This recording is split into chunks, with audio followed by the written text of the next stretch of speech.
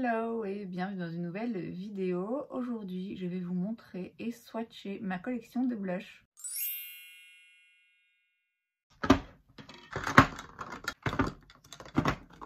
Bon, on a du boulot aujourd'hui pour regarder ça et swatcher tout ça ensemble. Il y a plusieurs choses qui m'ont motivée à filmer cette vidéo. D'abord, je me suis dit que éventuellement ce serait l'occasion de réorganiser un petit peu la façon dont je range mes blushs. Et puis aussi parce que j'adore ce genre de vidéos. J'adore les vidéos où les gens montrent leur collection. Et lors de mon récent tri, j'avais retiré juste un blush et c'est vrai que je les ai passés un peu vite fait. Je ne les ai pas montrés un par un, vraiment les swatcher et en parler. Or, j'adore les blushs, de toute évidence. J'adore les vidéos collection make-up. Donc, aujourd'hui, je vais vous montrer et swatcher avec vous toute ma collection de blushs. Avant de commencer avec les blushs crème et liquide, là pour le moment la façon dont c'est organisé plus ou moins, c'est que ici j'ai donc les blushs crémeux et liquides. Ici j'ai mis tous mes blushs MAC ensemble parce que ça me paraissait mieux comme ça. Il y a juste un Bare Minerals ici qui est un petit peu intrus. Là a priori c'était des blushs plutôt orangés, mais encore une fois, vous voyez, il y a un petit intrus. Et de ce côté, c'était censé être plutôt les blushs rosés. Avant, ils étaient organisés différemment. Les blushs MAC, j'ai toujours bien aimé les laisser ensemble, mais je commence à me demander si c'est vraiment une bonne idée ou pas. Et avant, ce que j'avais fait, c'est que j'avais plutôt un compartiment pour les blushs plutôt prix luxe high-end et un compartiment pour les blushs plutôt drugstore. Et puis, à force d'utiliser ma collection, je m'étais dit ça a plus de sens de faire un côté avec les blushs plutôt roses et l'autre les blushs plutôt orangés. Je vous avoue que je ne sais pas trop. Je ne sais pas trop comment les ranger, je vais sûrement changer d'avis 1000 fois. Et puis le problème, c'est que j'ai aussi des blushs ici qui rentrent plus. Il n'y a plus de place dans le tiroir. Donc je ne vous cache pas qu'il n'est pas impossible que j'abandonne ces rangements pour les blushs et que je trouve plutôt des longues boîtes où il n'y a pas de séparation. Parce que vous voyez là, ok, c'est bien rangé, mais je perds beaucoup de place dans le tiroir avec ces petits rangements par rapport à si je pouvais vraiment coller les blushs les uns aux autres. Donc écoutez, il n'est pas dit que je réorganise vraiment ce tiroir aujourd'hui. Je verrai, peut-être que simplement on va se contenter de les swatcher, on verra. Mais sans plus attendre, on commence par les blushs crème. J'en ai 26 en espérant avoir bien compté, ce qui est absolument démentiel. Donc écoutez, on va les faire un petit peu par marque et par budget. On commence donc avec les blushs de chez SheGlam. Ce sont les Color Bloom Liquid Blush que j'aime vraiment beaucoup. Mais c'est vrai que je dois bien avouer que ça fait très longtemps que je ne les ai pas utilisés parce que j'ai été prise par tous les autres blushs. Donc voilà les 6 blushs. J'ai dans l'ordre Birthday Suit, Hush Hush Float On. Ensuite, Rose Ritual, Love Cake et Devoted. En les swatchant, je me rappelle quand même de la diversité des teintes que j'ai. Celui-ci, dans mes souvenirs, ouais, c'est ça. Celui-ci, c'est le premier que j'ai eu. Et il y a des très fines micro-paillettes à l'intérieur. C'est pas un truc dont je raffole, mais ça me dérange pas. J'en ai un petit peu plus rosé, mais qui reste quand même pas trop froid.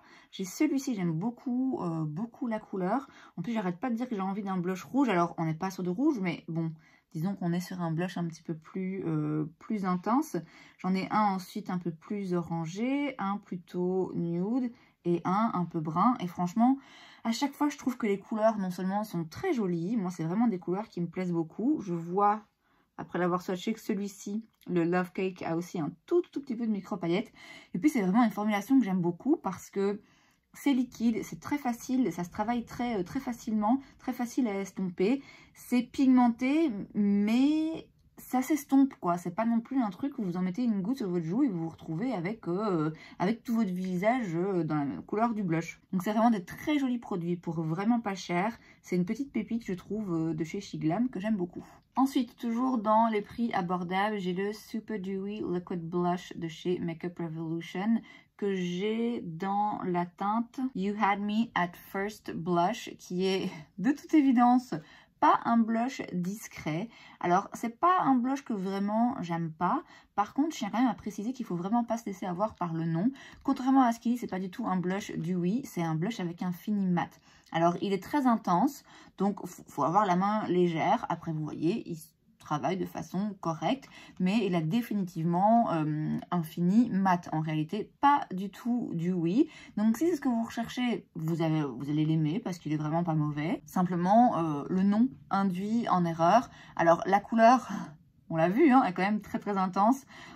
C'est pas le genre de couleur vers laquelle je vais forcément me tourner au quotidien, mais j'ai déjà utilisé et je l'aime bien. Ensuite, chez NYX, on a le Sweet Cheeks Soft Cheek Tint Blush Mousse que j'ai dans la teinte Nude Tude. C'est le même genre de texture, un petit peu liquide mais un petit peu mousseux et avec un fini mat. Ce qui est quand même assez intéressant parce que c'est vrai que souvent, en tout cas ces derniers temps, les blushs crémeux sont plutôt dewy, lumineux, ont en effet bonne mine, vous voyez les joues un petit peu juteuses comme ça. Là, c'est pas le cas, mais du coup, c'est très intéressant à avoir comme type de texture. Et moi, c'est un genre de fini que j'aime aussi beaucoup. Donc là, on est plus sur un nude, comme son nom l'indique. Et c'est vraiment une jolie couleur, une chouette formulation. Je pense pas très souvent à l'utiliser, mais bon, vous avez vu, j'ai le choix. Hein. Ensuite, chez LA Girl, j'ai le Soft Matte Cream Blush dans la teinte Cutie que j'ai acheté récemment, dont j'avais pas raffolé. Je pense pas que je l'avais mis dans les flops. Là, on est encore une fois sur une texture un petit peu mousseuse, mais là, c'est un peu plus pigmenté, un petit peu plus intense. Par contre, ouais, vous voyez, quand on le travaille et quand on l'estompe, il fait des taches. Alors, j'ai pas envie de dire à 100% que c'est un flop parce que j'ai déjà utilisé et je l'ai bien aimé, mais ouais, c'est clairement pas la meilleure formulation, c'est pas le meilleur résultat. L'avantage, c'est que, bon, d'une part, j'aime beaucoup la couleur, et d'autre part, c'est vrai que LA Girl, c'est une marque qui est pas chère, mais vous l'avez vu, il y a moyen de trouver des blushs pas chers qui fonctionnent mieux que celui-ci. En parlant de blush pas cher, qui m'a vraiment pas convaincue par conçu et a été dans les flops, c'est le Blush Affair Liquid Blush chez Catrice dans la teinte Velvet Rose. Alors, de base, donc de nouveau un liquide, mais ici une texture un petit peu moins fouettée et plus liquide justement. J'adorais la couleur, je voulais vraiment adorer ce blush, mais il est beaucoup trop huileux. Il va absolument détruire tout le maquillage qui est en dessous. Il est franchement, oh, c'est une galère. Alors si vous n'avez pas de fond de teint en base, si vous voulez juste mettre du blush, voilà, c'est une jolie couleur et bon, la texture est pas désagréable, mais ouais, c'est de l'huile quoi. C'est de l'huile colorée. Et moi, c'est pas possible. Je suis vraiment déçue parce que Catrice, ils font vraiment des beaux produits parfois. Mais là, là non. Là, ils m'ont pas du tout convaincue. Ensuite, j'ai le Liquid Blush de chez Beauty Bay dans la teinte Peaches qui, comme quelques autres là dont je viens de vous parler, a une texture un petit peu mousseuse. C'est simplement que le packaging est différent. Ici, c'est peut-être un petit peu moins liquide que ceux que je vous ai montrés avant. Mais de nouveau, hein, on est sur un fini plutôt mat, ce qui, encore une fois, peut être intéressant. C'est une couleur que j'aime beaucoup ce genre de teinte un petit peu pêche. Je l'aime bien, c'est pas mon préféré, mais je l'aime bien et je vous dis, je trouve ça intéressant d'avoir un blush dans ce genre de format, mais qui est pas infini, lumineux, dewy, etc. Au début, il me faisait un petit peu penser en texture à un blush liquide que j'avais eu de la marque Made by Metro, que j'avais pas aimé parce que un petit peu trop velouté, il était bizarre, enfin bref. Celui-ci, je trouve qu'il fonctionne très bien. Chez LA Girl, j'ai le Velvet Blush Stick dans la teinte Pinch Me. Contrairement au blush liquide qui m'a pas à 100% convaincu, le stick ici, franchement, il était pas mal. Alors déjà, la couleur, de nouveau, hein, pour l'été, ce genre de couleur comme ça, un peu pastèque, j'adore. Le stick, c'est pas mon format préféré. Vous le verrez d'ailleurs parce que c'est le format dont j'ai le moins parmi mes blushs crémeux. Mais je trouve que pour un stick, franchement, c'est pas trop sec. C'est pas non plus un truc trop gras émollient qui glisse. C'est globalement un joli blush. Je vous dis pas ma méthode d'application favorite, mais une très jolie couleur. Et puis, comme j'ai dit, hein, LA Girl, ça reste une marque assez abordable. Toujours dans les marques abordables et toujours en stick, j'ai le Baby Cat Blush de chez Essence que moi j'ai dans la teinte Tickle Me Pink.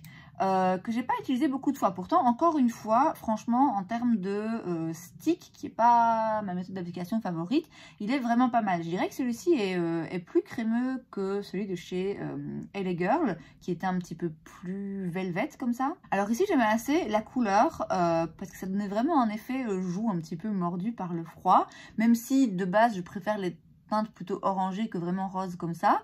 La couleur m'a plu, alors l'odeur, Ça sent la pastèque, c'est un délice. Ils ont aussi des contours et des bronzers dans ce format. Franchement, pour le prix, en plus le format hyper petit, pratique à emporter et tout, une belle formulation, une belle couleur, on trouvera difficilement aussi bien pour ce prix. Chez Milani, ensuite, dans ce genre de compact, j'ai le Cheek Kiss Cream Blush dans la teinte Coral Crush. Encore une teinte que j'aime beaucoup, surtout l'été.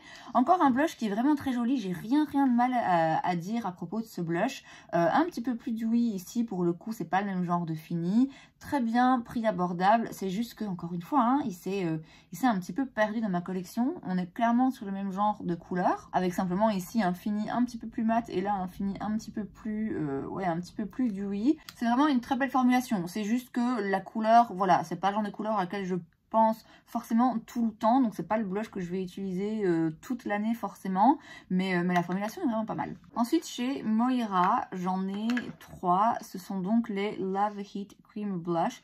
J'ai tout d'abord la teinte I Trust You, qui est une teinte de blush on va dire assez classique. Ensuite j'ai la teinte I Want You, qui est un orangé très discret et pas du tout pigmenté comme vous pouvez le voir. Et enfin j'ai la teinte I Miss You, qui est un rose vif hyper intense. Ce qui est intéressant dans ces blushs, c'est leur pigmentation. On le voit, c'est hyper intense en termes de pigmentation. Ils se travaillent bien, mais c'est vrai que le fait qu'ils soient si intenses et très crémeux, un peu épais, fait que c'est pas non plus les plus faciles à estomper. Et finalement, c'est aussi un petit peu ce qui fait que je les utilise moins que d'autres, c'est justement leur pigmentation. Parce que la plupart du temps, c'est un petit peu trop pour moi. L'avantage, c'est que du coup, si vous avez la peau plus foncée et que vous voulez un blush qui se voit vraiment, là, ça va être le cas. Moi, en temps normal, ceux-ci, ils sont trop intenses. J'aime bien les avoir parce que j'ai pas forcément ce genre de couleur de blush, en tout cas pas énormément. De temps en temps, c'est fun, mais bon, au quotidien, clairement, c'est trop pigmenté, trop intense, trop opaque. C'est un petit peu trop à mon goût. Ensuite, dans la marque, j'ai déjà oublié c'est quoi le nom de cette marque. Le nom est inscrit de l'autre côté. The Face Shop, c'est ça. J'ai le Moisture Cushion Blush dans la teinte Coral. Je sais pas si c'est prix drugstore ou pas. Je l'avais trouvé sur YesStyle. C'est une marque coréenne, je pense. Donc, je ne sais pas si c'est plutôt drugstore, plutôt luxe, c'est pour ça que je le mets entre les deux. Donc là, c'est un blush cushion. Alors, ça peut être très intéressant, ce genre de blush. D'une part, parce que du coup, on est sur une texture vraiment très légère, très liquide. Si vous voulez un make-up très discret, très léger, on est sur une pigmentation pareille, hein, qui est vraiment à peine présente. J'aime beaucoup la couleur, j'aime beaucoup le fait que quand il s'estompe dans le teint, il est vraiment très naturel et très joli, mais c'est vrai que c'est peut-être un rien trop naturel. Et le côté cushion fait que c'est quand même très liquide et que du coup, c'est parfois un peu compliqué en fonction de la base de make-up qu'on a en dessous de son blush. Donc j'en raffole pas. Je trouve la couleur très jolie, je la trouve très agréable en fait à appliquer et à porter. Mais ouais, c'est pas forcément le plus visible et je vous dis, c'est pas celui qui va le mieux s'entendre avec les autres produits vu qu'il est très liquide. On passe donc maintenant au blush à prix un peu plus élevé. J'en ai un de chez Honest Beauty, c'est le Creme Cheek Plus Lip Color dans la teinte Peony Pink. C'est un blush crème qui existe depuis très longtemps. À l'époque, il était énormément recommandé par Tati Westbrook, que je suis assidûment depuis des années maintenant. Alors, c'est une jolie couleur et c'est une jolie formulation. Maintenant, c'est vrai que, bon, c'est un blush crème, comme il y en a plein d'autres, comme celui de chez Milani, comme celui de chez Tower 28 que je vais vous montrer juste après. C'est joli, la texture est sympa, c'est un blush crème. Vous voyez, il n'y a rien aujourd'hui où je me dis, waouh, il sort vraiment du lot d'après moi. Mais à l'époque, il y avait peu de blush crème, ou en tout cas de blush crème qui fonctionnait. Et c'était pas forcément le truc le plus tendance. Et donc, en me remettant dans le contexte, je peux comprendre pourquoi ce blush était vraiment très apprécié. Aujourd'hui, il l'est toujours. En ce qui me concerne, voilà, je le trouve très bien. La couleur est sympa, c'est un petit blush assez naturel.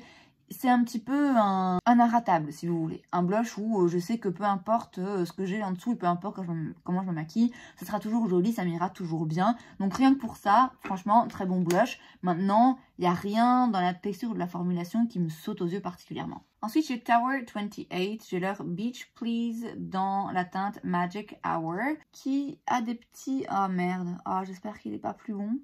On dirait qu'il y a une petite texture un petit peu particulière dessus. J'adore la couleur. J'aime vraiment beaucoup la couleur. C'est nude mais un petit peu chaud quand même. J'aime bien la texture aussi. En fonction de comment se sent ma peau, ça peut être un peu épais, mais ça rend le résultat très joli, sans être lumineux ou trop mouillé. Vous voyez, ça donne vraiment des joues rebondies. C'est un très beau blush. Je sais qu'ils ont plein de couleurs. Là, plus je le regarde, plus je me dis qu'à mon avis, il est en fin de vie, ce qui est bien dommage. C'est l'inconvénient avec les produits crème et surtout les produits crème dans ce genre de marque, avec des bonnes compos naturelles et tout, machin, c'est que, ouais, clairement, à un moment donné, bah, ça va pourrir plus vite que les autres. Chez Fenty, j'ai deux de leurs Cheeks Out Freestyle Cream Blush. J'ai la teinte 02 Petal Poppin', qui est encore une fois le genre de teinte que j'aime vraiment, vraiment bien. Ici, ouais, un petit peu corail. Et ensuite, j'ai la teinte Riri, qui là est un petit peu plus froide, beaucoup plus froide, mauve. Deux teintes que j'aime beaucoup et surtout un produit que j'aime beaucoup, qui pareil hein, est sorti avant cette folie des blush crème qu'on a connue ces dernières années et qui du coup a été un petit peu oublié, mais c'est vraiment une très belle formulation de blush crème parce que ils sont assez doux et lumineux pour avoir un joli effet naturel sur la peau, mais pas trop non plus que pour être hyper brillant et détesté par les peaux grasses. C'est vraiment d'après moi un blush crème qui peut convenir au plus grand nombre. Chez Huda Beauty, j'ai le Cheeky Tint Blush Stick dans la teinte Bally Berry. Alors comme ça la couleur peut faire un petit peu peur, c'est vrai que c'est intense, c'est pas le genre de couleur que j'ai particulièrement beaucoup dans ma collection, mais il s'estompe bien.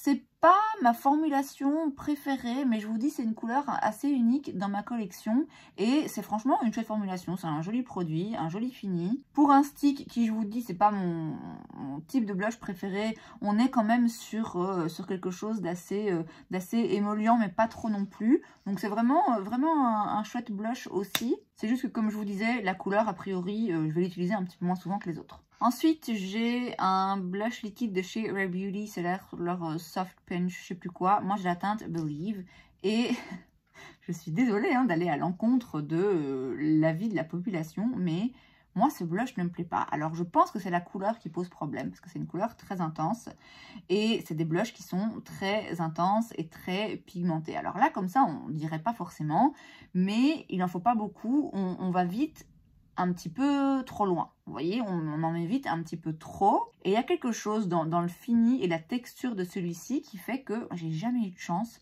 en l'utilisant. Franchement, à chaque fois, ça m'a donné un résultat un peu patchy, pas uniforme, pas joli, trop intense, qui se font pas forcément bien, qui fait des taches, qui déplace un petit peu. Là, comme ça, en swatchant, je me dis, bah non, il a l'air très bien, mais je sais qu'à chaque fois que j'ai utilisé, j'ai pas été convaincue.